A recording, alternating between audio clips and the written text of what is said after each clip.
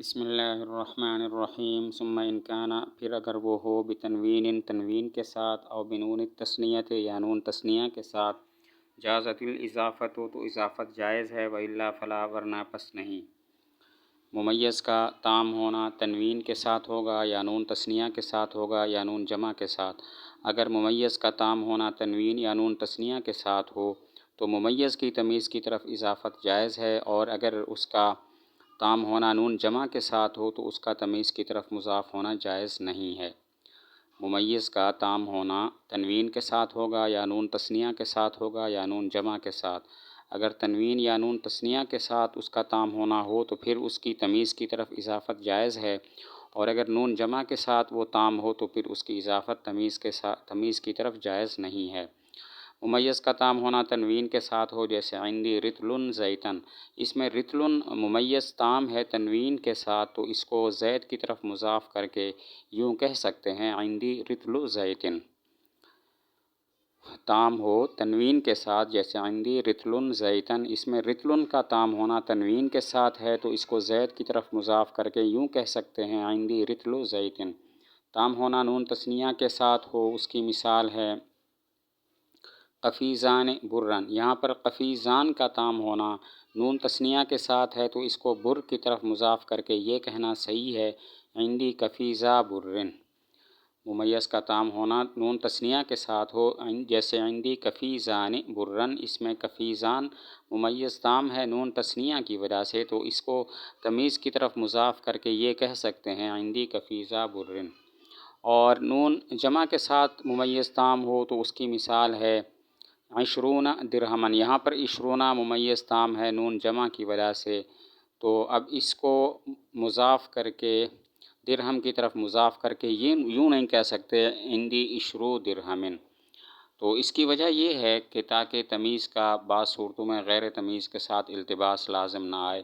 مثلاً عشرون، اس کو اگر غیر تمیز کی طرف مضاف کیا جائے تو بالاتفاق جائز ہوتا ہے، جیسے عشرون رمضان، اس کی جگہ ہم یہ کہہ سکتے ہیں عشرو رمضان، تو رمضان کے 20 دن۔ لیکن اگر اس کو تمیز بنایا جائے رمضان کو تو، اور عشرون کو اس کی طرف مضاف کیا جائے اور یوں کہا جائے عشرو رمضان، تو پتہ نہیں چلے گا کہ یہ تمیز ہے یا غیر تمیز، یعنی یہ پتہ نہیں چلے گا کہ اس کا معنی 20 رمضان ہے یا اس کا معنی ہے رمضان کے 20 دن۔ رمضان کا 20واں دن مراد ہے یا رمضان کے 20 دن مراد ہے، چونکہ بعض صورتوں میں تمیز کا غیر تمیز کے ساتھ التباس لازم آتا ہے۔ اسی وجہ سے حکم یہ ہے کہ جو اسم تام ہوتا ہو نون جمع کے ساتھ، اس کی تمیز کی طرف اضافت بالکل جائز نہیں، تاکہ تمام باب کا حکم ایک ہو جائے۔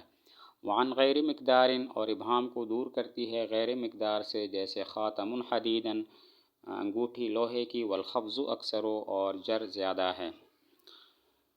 وہ تمیز کے جو ذات مذکورہ سے ابہام کو دور کرے، کبھی وہ غیر مقدار سے بھی ابہام کو دور کرتی ہے، جیسے خاتم حدیدن۔ جب کہا خاتم تو ابہام تھا کہ خاتم انگوٹھی کس چیز کی بنی ہوئی ہے، تو حدیدن نے اس ابہام کو دور کر دیا۔ اور جو تمیز غیر مقدار سے ابہام کو دور کرتی ہے اس کو منصوب پڑھتے ہیں، لیکن جر زیادہ ہے، چنانچہ ھذا خاتم حدیدن زیادہ پڑھتے ہیں۔ اس کی وجہ یہ ہے کہ ایک تو اس کی وجہ سے ابہام بھی دور ہو جاتا ہے اور تخفیف بھی حاصل ہو جاتی ہے۔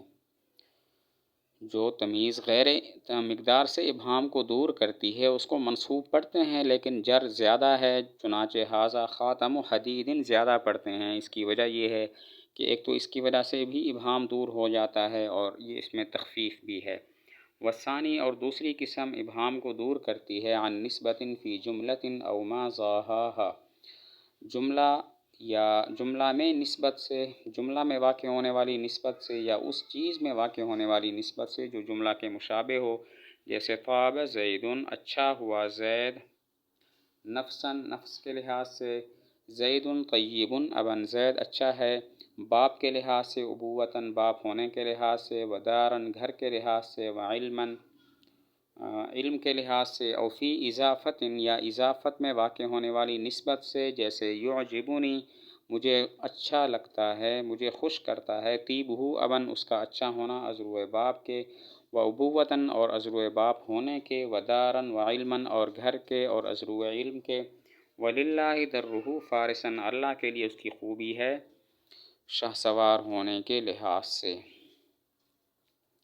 تمیز کی دوسری قسم جو ذات مقدرہ سے ابہام کو دور کرے، وہ جملہ یا مشابہ جملہ یا اضافت میں واقع ہونے والی اضافت کی نسبت سے ابہام کو دور کرتی ہے۔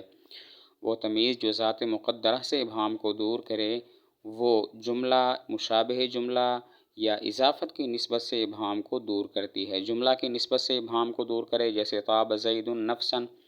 طاب جو جملہ ہے، اس کے اندر ابہام تھا کہ زید کس لحاظ سے اچھا ہے، تو نفساً نے اس ابہام کو دور کر دیا۔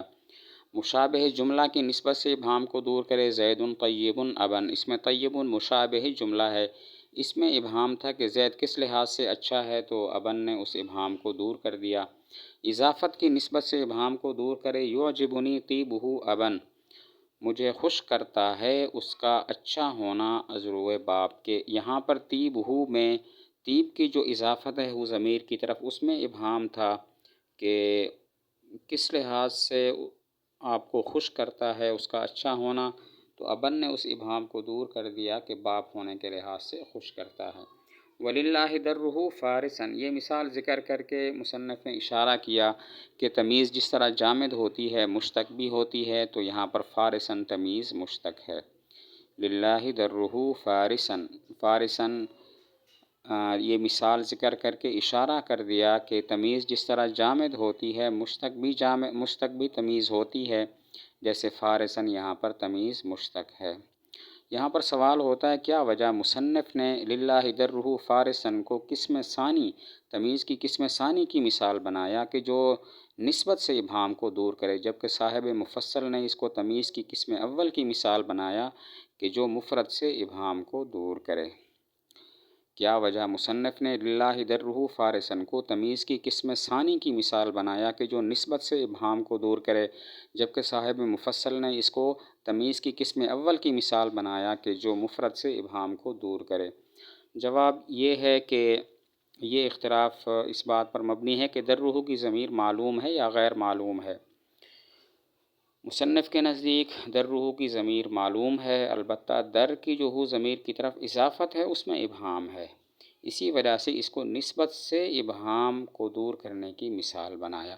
اور صاحب مفصل کے نزدیک اس کی ضمیر مجہول ہے، معلوم نہیں ہے، اسی وجہ سے انہوں نے قسم اول یعنی مفرد سے ابہام کو دور کرنے کی مثال بنایا۔